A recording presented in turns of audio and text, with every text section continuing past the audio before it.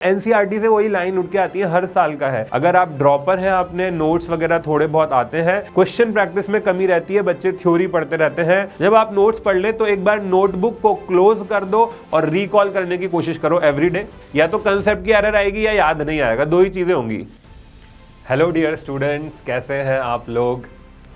I hope अब आप लोग अच्छे होंगे। आई नो कि नीट 2026 हो चुका है।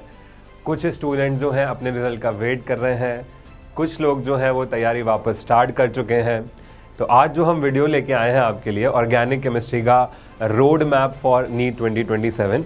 जैसा कि आपको पता है, अब ये बेस्ट टाइम है ये बातें करने का, एकदम सही समय है, सही लोग आपको बता रहे हैं।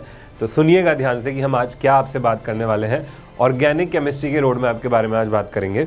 और जिन भी स्टूडेंट्स मैं अभी आपसे ये वापस रिक्वेस्ट करूँगा, अगर कोई लोग मेरा ये वीडियो देख रहे हैं और किसी ने अभी तक किसी के भी अगर 500 से कम मार्क्स आ रहे हैं तो और अगर वो तैयारी करना चाह रहे हैं तो प्लीज़ डिले मत करिए, this is the best time. अब आप तैयारी स्टार्ट कर दीजिए, बिकॉज अगर आप जितना ज़्यादा पीछे होते जाएंगे तो फिर आगे आप ये मान लो कि हर एक दिन आपकी क्वेश्चन प्रैक्टिस कम हो रही है। एक एक दिन हमारे लिए कितना मैटर करता है लास्ट के दिनों में, एक एक दिन बहुत मैटर करता है, एक एक सेकेंड बहुत मैटर करता है।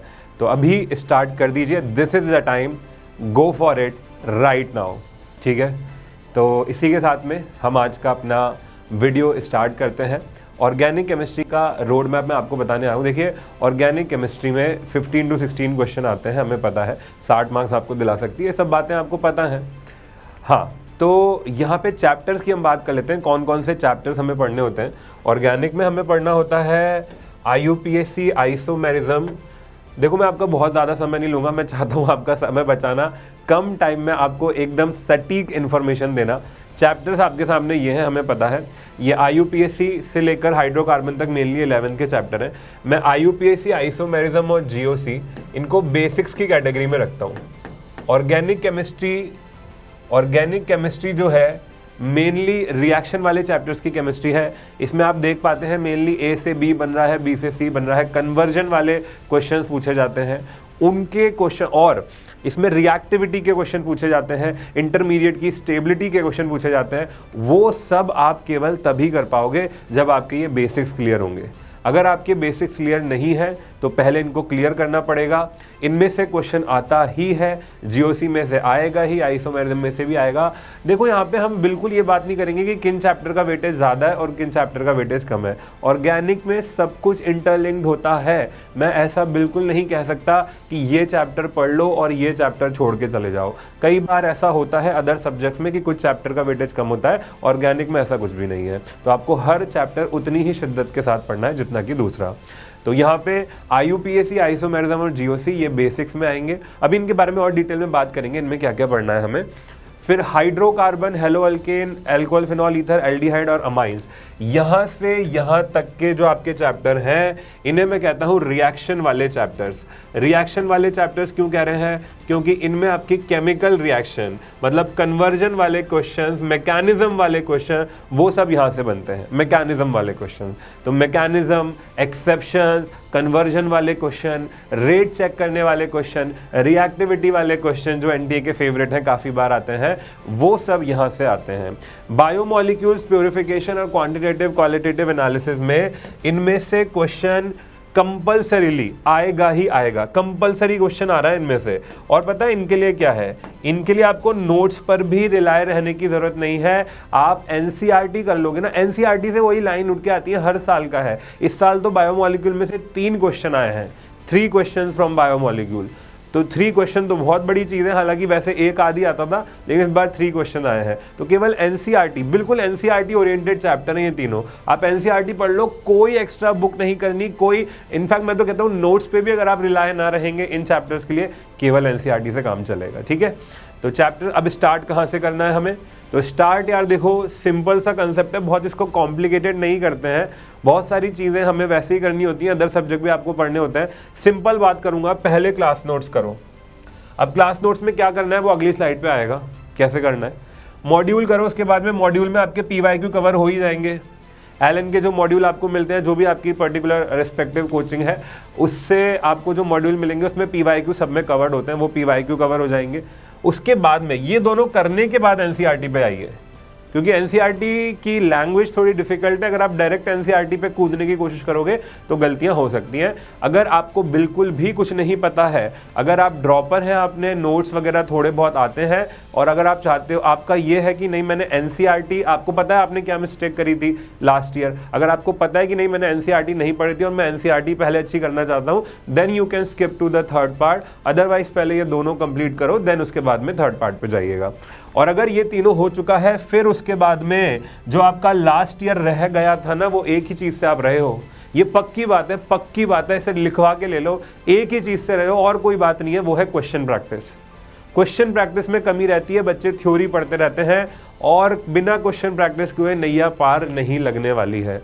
तो क्वेश्चन प्रैक्टिस करनी है फ्रॉम द मटेरियल प्रोवाइडेड। बोले कहाँ से करनी है यार? देखो, अगर मैं ऑर्गेनिक के पेपर की बात करूँ ना, इस साल के भी जहाँ पे टफ बता रहे हैं पेपर को, तो भी आपके जो नोट्स हैं, NCERT है और मॉड्यूल के क्वेश्चन है, उनमें से बाहर कुछ भी नहीं आया है, कुछ भी नहीं आया है। एलन से आपको एक्स्ट्रा एज नाम से एक मटेरियल मिलता है, केमिस्ट्री एट अ ग्लांस मिलता है, आपको NCERT वाला NCERT कंप्लीट रिवीजन वो मिलता है। अगर आप अपनी कोचिंग के प्रोवाइडेड मटेरियल भी कर लोगे ना, बाकी सारी बुक्स सब सेकेंडरी है नीट में, आपको कहीं कुछ एक्स्ट्रा करने की जरूरत नहीं है। मैं कहता हूँ क्वेश्चन प्रैक्टिस कर लो फ्रॉम द मटेरियल प्रोवाइडेड, और तीनों टाइप के क्वेश्चन की प्रैक्टिस करो, इजी, मीडियम और टफ। इस बार के पेपर में टफ क्वेश्चंस नहीं थे ऑर्गेनिक के, थोड़े से अनप्रेडिक्टेबल क्वेश्चंस थे, थोड़े से ऐसे क्वेश्चंस थे कि हमें लगता था कि अरे हाँ ये थोड़े ना आता है, लेकिन वो आ गया। बट ऐसा नहीं है हमने उनकी तैयारी नहीं कराई थी, हम तैयारी कराते हैं। आया पेपर पूरा नोट्स में से था, बट हाँ हमको थोड़ा अब अटेंटिव ज़्यादा रहने की ज़रूरत है, ठीक है। तो क्लास नोट्स में मैं बता रहा था, क्लास नोट्स में IUPAC का तो देखो सिंपल है। IUPAC के क्वेश्चन जो है ना, हमें देख के पता चल जाता है, क्योंकि प्रीफिक्सेस सफिक्सेस वो ऑप्शंस में लिखे रहते हैं, तो हमें देख के पता चल जाता है। तो उनके बारे में मैं इतनी बात नहीं करूंगा, IUPAC सबकी अच्छी ही होती है। मैं बात करूंगा आइसोमेरिज्म से। तो क्लास नोट्स आइसोमेरिज्म में आपको कौन कौन से क्वेश्चन कवर करने हैं, जिनको छोड़ना नहीं, कौन कौन से क्वेश्चन पूछे जाते हैं, मान लो मैं लीक कर रहा हूँ क्वेश्चन, कौन कौन से टाइप के क्वेश्चन पूछे जाते हैं, इन पे तो मास्टरी करनी है। तो आपसे पूछा जाएगा रिलेशन बिटवीन कंपाउंड्स, आपको दे दिए जाएंगे कंपाउंड, दे दिए जाएंगे, पूछा जाएगा इनमें क्या रिलेशन है, चेन आइसोमर है, पोजीशन आइसोमर है, कौन सा आइसोमर है, उस टाइप के। दूसरा, which of the following show GI, आपको 4 कंपाउंड दे दिए जाएंगे, 4 ऑप्शन दे दिए जाएंगे, पूछा जाएगा कि कौन GI शो करेगा, कौन OI शो करेगा, कौन टॉटो शो करेगा। इस टाइप के क्वेश्चन बहुत आते हैं आइसोमेरिज्म में। अगला है total number of isomer, total number of structural या total number of GI, total number of optical isomer, ये सब का फॉर्मूले होते हैं, इनके फॉर्मूले होते हैं। स्ट्रक्चरल को अगर हम छोड़ दें तो फॉर्मूले रटे हुए होने चाहिए आपको। और कॉन्फ़िगरेशन बताओ, कॉन्फ़िगरेशन मतलब EZ है, सिस है या ट्रांस है, R है या S है, इस तरीके के क्वेश्चन आते हैं आइसोमेरिज्म में। ये सब पे मास्टरी करो, ठीक है। तरीका बता रहा हूं मैं, अभी तो केवल ये बता रहा हूं पढ़ना क्या क्या है, उसके बाद बताऊंगा तरीका। GOC में क्या क्या मेन चीज़ है कि अगर वो चीज़ हमने कर ली तो हमारी मास्टरी हो गई। इलेक्ट्रोफाइल न्यूक्लियोफाइल पता होनी चाहिए, कौन इलेक्ट्रोफाइल है कौन न्यूक्लियोफाइल है। इंटरमीडिएट्स की स्टेबिलिटी पता होनी चाहिए। इंटरमीडिएट्स कौन होते हैं? 3 होते हैं मेनली, 2 कार्बोकेटाइन होता है, कार्बन फ्री रेडिकल होता है और कार्बन आयन होता है। यही 3 मेन इंटरमीडिएट है, बाकी भी होते हैं बट ये 3 मेन है। इनकी स्टेबिलिटी कैसे चेक करते हैं? वो इफेक्ट्स लगा के करते हैं, इंडक्टिव, रेजोनेंस और हाइपर कॉन्जुगेशन। इन पे मास्टरी कर लो भाई। इंडक्टिव, रेजो, हाइपर कॉन्जुगेशन में मास्टरी करोगे तभी आपकी इंटरमीडिएट की स्टेबिलिटी हो पाएगी। तो ये कर लो, इंटरमीडिएट की स्टेबिलिटी पूछी जाती है और एसिडिक या बेसिक स्ट्रेंथ पूछी जाती है। इन 3 चीज़ अगर आपको अच्छे से कर लिए, ये 3 चीज़ें, तो आपका GOC कंप्लीट बहुत अच्छे से प्रो लेवल का हो चुका है। उसके बाद में रिएक्शन वाले चैप्टर्स, जो रिएक्शन वाले चैप्टर हैं उनमें NCERT में भी जो तरीका दे रखा है वही मैं यहाँ पे डिस्कस कर रहा हूँ हर कंपाउंड के बारे में। जैसे हाइड्रोकार्बन है, हाइड्रोकार्बन में 4 कंपाउंड आते हैं, अल्केन, अल्कीन, अल्काइन और बेंजीन। हर कंपाउंड के बारे में 3 बातें पढ़नी होती हैं। क्या? उसकी केमिकल रिएक्शन कंपाउंड की, उसके मेथड ऑफ प्रिपरेशन और उसकी फिजिकल प्रॉपर्टीज। और फिजिकल प्रॉपर्टीज में मेनली हमें बॉइलिंग पॉइंट या सॉल्युबिलिटी ही पूछी जाती है, ठीक है।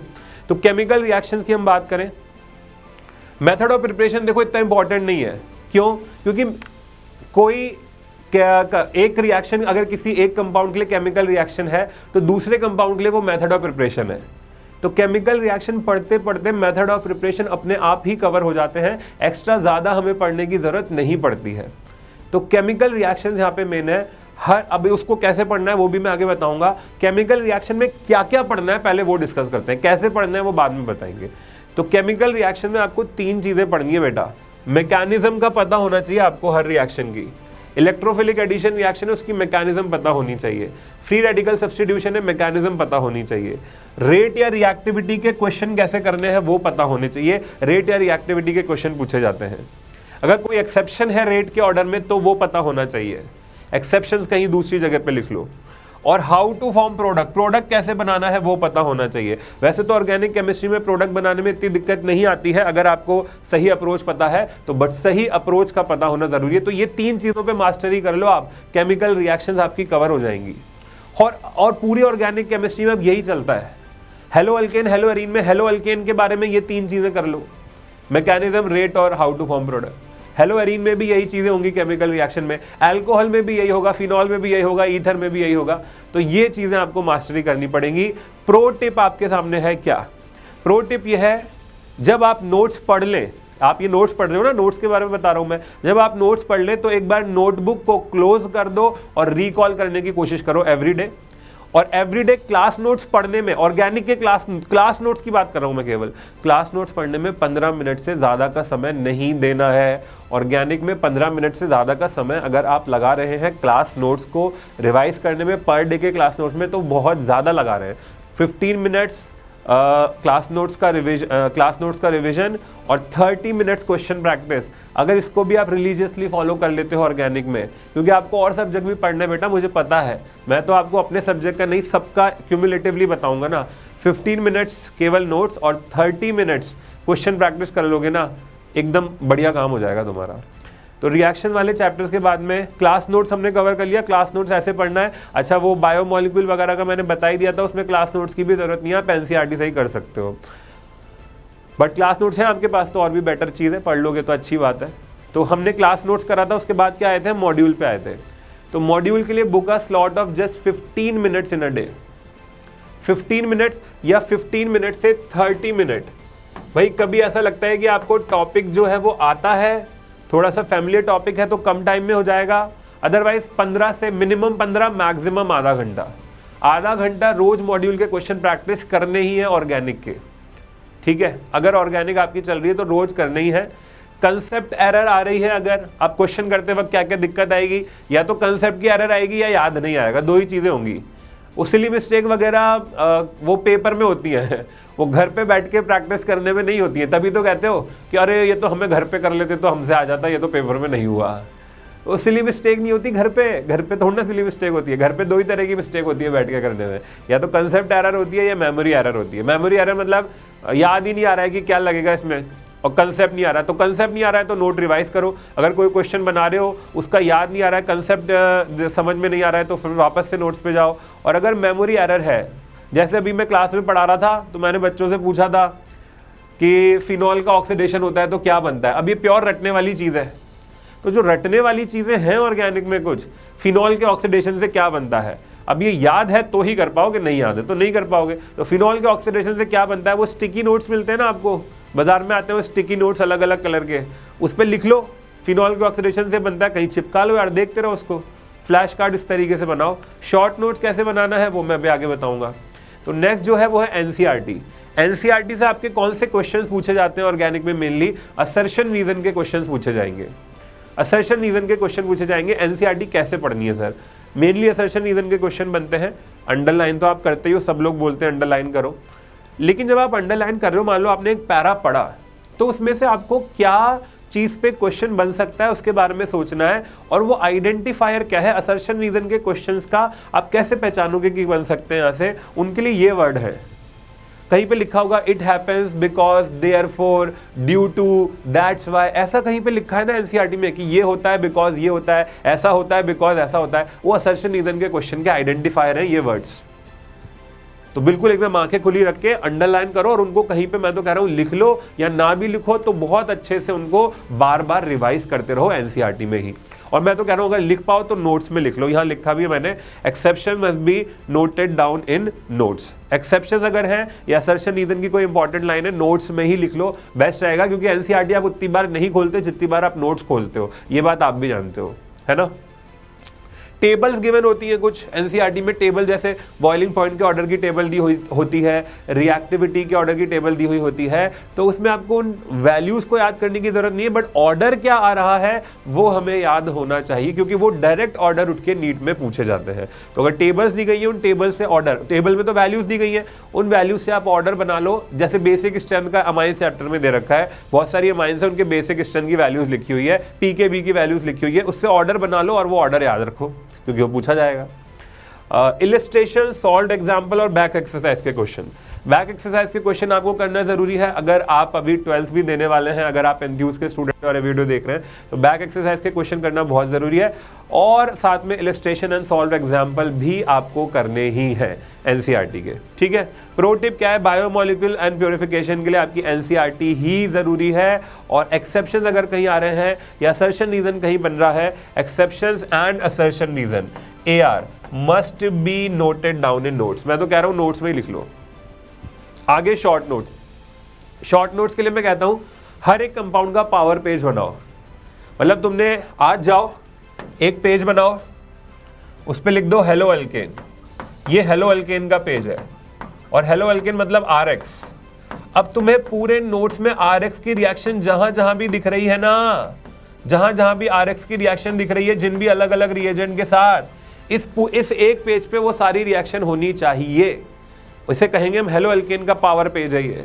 बोले आपने एक दूसरा कंपाउंड ले लिया, मान लो अल्कोहल, अल्कोहल का पेज बनाओ। अब ढूंढो तुम्हारे पूरे नोट्स में अल्कोहल की केमिकल रिएक्शन, मतलब रिएक्टेंट साइड पे अल्कोहल होना चाहिए, प्रोडक्ट साइड पे नहीं। अल्कोहल के प्रिपरेशन मेथड की बात नहीं कर रहा हूं मैं, वो अपने आप ही कवर हो जाएगा, ठीक है। प्रिपरेशन मेथड से नहीं पहचानते हम किसी कंपाउंड की रिएक्शन को, हम उसकी केमिकल रिएक्शन से पहचानते हैं। तो अल्कोहल होता है ROH। पूरे नोट्स में जहां पर भी अल्कोहल की केमिकल रिएक्शंस आपको देखने को मिल रही हैं, वो सारी इसी एक पेज पे लिख लो। ऐसे करके आप कितनों का पेज बना लोगे? देखो, अल्केन, अल्कीन, किन किन का पेज बनाओगे यहाँ पे बताओ? अल्केन का बनाओगे, ठीक है, अल्कीन और अल्काइन का बना लो, अल्कीन का बना लो, अल्काइन का बना लो, बेंजीन का बना लो, बेंजीन की जितनी भी रिएक्शंस हैं वो बना लो, और फिर उसके बाद में ये हाइड्रोकार्बन है, फिर उसके बाद में haloalkane, haloarene, alcohol, phenol, ether, aldehyde, ketone, carboxylic acid और अमाइन। ये पावर पेज हो गए ना, यही तुम्हारे शॉर्ट नोट्स है, कुछ एक्स्ट्रा बनाने की जरूरत नहीं है। IUPAC, आइसोमेरिज्म, GOC के शॉर्ट नोट्स मेरे उससे तो बहुत ज़्यादा ज़रूरी नहीं होते हैं। ज़्यादा ही अगर आपको लगता है तो GOC के बना लो, आइसोमेरिज्म के तो फिर भी कोई इतने ज़रूरी नहीं है, GOC के बना लो। एटमैक्स GOC में कार्बोकेटाइन की, कार्बोनाइन की एसिडिक स्ट्रेंथ, बेसिक स्ट्रेंथ कैसे देखनी है वो पता होनी चाहिए, उसके शॉर्ट नोट्स बना लो, ठीक है। पेजेस बना लो, ये पेजेस, बस ये पेजेस आपको बहुत हेल्प करेंगे लास्ट रिविजन करने के लिए, ठीक है। तो अगला, अब रिविजन कैसे करना है ये तो हमने बता दिया आपको कैसे पढ़ना है। अब रिवीजन कैसे करना है, तो हर हफ्ते, हर 15 दिन और हर महीना, छोड़ना नहीं है बिल्कुल भी। ऑर्गेनिक बहुत ही वॉलेटाइल सब्जेक्ट है।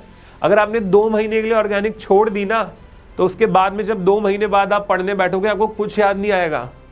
हर हफ्ते आपको क्या करना है, क्लास नोट्स फिनिश करने हैं, एनसीईआरटी पढ़नी है एंड क्वेश्चन प्रैक्टिस करनी है फ्रॉम मॉड्यूल। एनसीईआरटी नोट्स और क्वेश्चन प्रैक्टिस हर हफ्ते, मतलब जो भी आपका, जैसे अभी आप अगर सेशन में हैं, अगर आपने कोचिंग ज्वाइन कर ली है और आपका ऑर्गेनिक केमिस्ट्री चल रहा है और लेट अस सपोज इसमें IUPAC चल रहा है, तो IUPAC के क्लास नोट्स, IUPAC में एनसीईआरटी में जो क्वेश्चन दिए हैं वो, और IUPAC के क्वेश्चन प्रैक्टिस मॉड्यूल से एवरी वीक अपना कवर होना चाहिए। हर 15 दिन में हमें क्या करना है, हर 15 दिन में एक टेस्ट ले लो यार। बोले टेस्ट कहाँ से लेंगे यार, एलन की ऐप पे आपके कस्टम प्रैक्टिस टेस्ट है, वहाँ से ले लो। नहीं तो नेट पे कुछ कम अवेलेबल है क्या टेस्ट वगैरह? आप बोलोगे ना, डालोगे IUPAC के क्वेश्चन, सब आ जाएगा। एक टेस्ट ले लो यार, ठीक है। अदरवाइज कस्टम प्रैक्टिस टेस्ट अपने एलन की ऐप पर अवेलेबल है, आप वहाँ से ले सकते हो। अदरवाइज हमने कुछ क्वेश्चन प्रैक्टिस यूट्यूब पे भी करा रखी है, नीट 2026 के लिए कराई थी आप, और वो चैप्टर वाइज ही थी, मतलब IUPAC की अलग थी, GOC की अलग थी, उस तरीके से थी, आप वहाँ से देख सकते हो, ठीक है। मटेरियल की कोई कमी नहीं है अपने पास। वीक 2 में क्या करेंगे, वीक 2 में अपन IUPAC प्लस आइसोमेरिज्म। अच्छा, वीक 1 में अपन ने क्या करा, IUPAC करा, वीक 2 में लेट अस सपोज अपन ने आइसोमेरिज्म करा, तो वीक 2 के बाद में अपन IUPAC और आइसोमेरिज्म का टेस्ट ले लें, ठीक है। 15 दिन हो जाएंगे, क्योंकि फिर वीक 3 का गैप हुआ, वीक 4 पर आ गए। फिर जैसे ही अपन वीक 4 पर आए, तो वीक 3 में अपन ने क्या पढ़ा होगा, 3 और 4 में अपन ने क्या पढ़ लिया होगा, अपन ने GOC पढ़ लिया होगा। तो ऐसा करो कि वीक 4 वीक 4 में आप जितने भी पीछे तक पढ़े हैं IUPAC, आइसोमेरिज्म और GOC तीनों का एक टेस्ट दे लो, टेस्ट दे लो या मॉड्यूल के क्वेश्चन रिवाइज कर लो, क्वेश्चन प्रैक्टिस कर लो, वही मॉड्यूल के जो स्टार मार्क वाले क्वेश्चन होते हैं वो प्रैक्टिस कर लो। वीक 4 के बाद वीक 5 का गैप दो, फिर वीक 6 पे जाओ। वीक 6 पे IUPAC, isomerism, GOC and hydrocarbon जो इसके बाद आता है उसके क्वेश्चन प्रैक्टिस करो। तो क्वेश्चन प्रैक्टिस के थ्रू रिवीजन करो, बेस्ट रिवीजन होता है ना। आप क्वेश्चन उठाओ, बोले हमें तो याद ही नहीं आ रहा इसमें क्या हो रहा था, अरे तो वो क्वेश्चन से रिलेटेड जो चीज़ है फिर नोट्स में जाके देख लो, ज़्यादा बेटर है इससे पहले कि नोट्स मगअप कर रहे हो फिर क्वेश्चन पे जा रहे हो।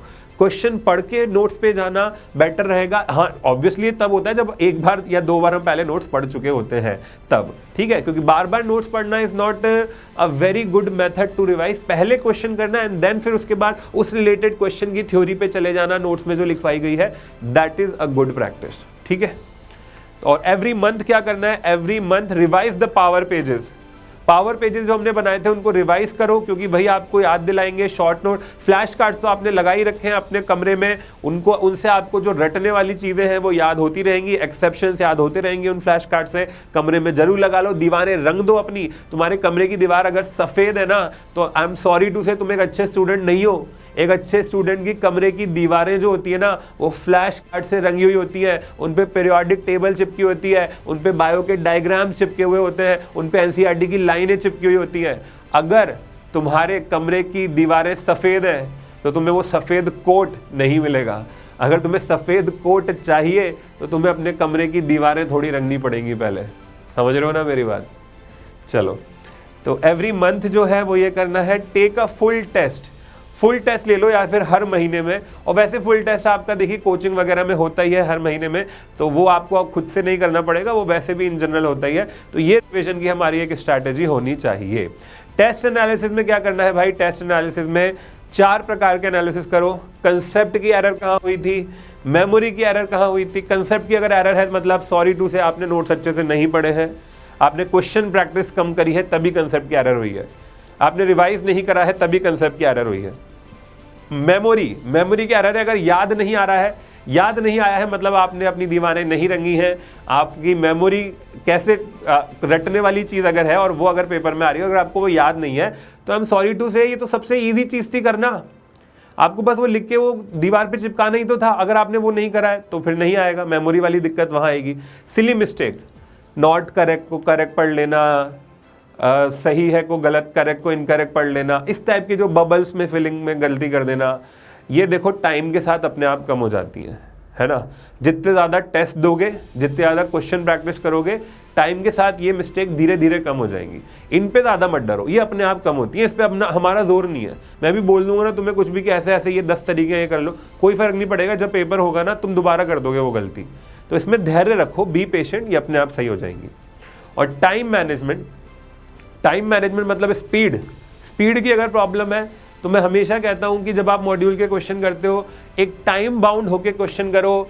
ऑर्गेनिक के क्वेश्चन में, किसी भी क्वेश्चन में अगर आपको 1 मिनट से ज़्यादा समय लग रहा है, 1 मिनट तो मैक्स है, ऑर्गेनिक के क्वेश्चन सेकंड्स में होते हैं अगर आपको सही अप्रोच पता है तो। 1 मिनट से ज़्यादा समय अगर आपको किसी भी क्वेश्चन में लग रहा है तो उसको आपको छोड़ देना है, ठीक है। तो टाइम मैनेजमेंट, टाइम बाउंड होकर जब भी क्वेश्चन प्रैक्टिस कर रहे हो मॉड्यूल के क्वेश्चंस की तो 1 मिनट पर क्वेश्चन, 10 मिनट में 10 क्वेश्चन हो जाने चाहिए। इस तरीके से टाइम बाउंड होकर करो, ये नहीं कि एक क्वेश्चन लेके बैठ गए और बस उस पर घिसे जा रहे हैं, ठीक है। तो ये था आज का आपका, मैंने पूरा आपको रोड मैप बताया है किस तरीके से पढ़ना है, क्या क्या पढ़ना है, क्या क्या आप गलतियां करते हो, और इससे आपको सीख लेनी ही पड़ेगी बेटा। क्योंकि अगर ये वीडियो देखने के बाद भी अगर आप सिर्फ बैठे हुए हो तो प्लीज़ यार ऐसा फिर अब नहीं हो सकता, आपका नीट में सिलेक्शन नहीं ही होगा। क्योंकि अगर आप वही गलती रोज़ कर रहे हो, अगर आप जो गलती कर रहे हो वो रोज़ करते ही रहोगे, कुछ चेंज नहीं करोगे, if you change nothing, nothing will change. किसी ने कहा था ना ये, अगर आप नहीं चेंज करोगे खुद को तो कोई चेंज नहीं होने वाला है। अगर मुझे बॉडी बनानी है तो मुझे जिम जाना पड़ेगा। अगर मैं खाता पीता रहूँगा, अपनी डाइट पे कंट्रोल नहीं करूँगा तो मेरे शरीर में कोई परिवर्तन नहीं आएगा। बिल्कुल वैसे ही अगर आपको अपने अंदर चेंज लाना है, अपने मार्क्स अच्छे करने हैं, तो उसके लिए आपको जो हम लोग पॉइंट्स बता रहे हैं केवल देखना सुनना नहीं है, उन पे काम करना है, कॉन्फिडेंट रहना है, पेरेंट्स के साथ में जरूर बात करनी है। पेरेंट्स के साथ में बात करो, अगर कहीं पे गलती हो रही है, कभी मार्क्स कम आ रहे हैं, उनको बताओ कि यार इस वजह से इस बार मैं ये नहीं कर पाया, इसलिए ऐसे कम हो गए। उनसे कॉन्फिडेंस में लेके बात करो। पेरेंट्स आपसे परफेक्शन नहीं चाह रहे हैं, वो आपसे केवल क्लैरिटी चाह रहे हैं। उनको क्लैरिटी दे दो, वो आपसे खुश रहेंगे, है ना। आप भी खुश रहोगे, बढ़िया खुश रह के पढ़ाई करो, कोई टेंशन की जरूरत नहीं है, हम आपके साथ हैं।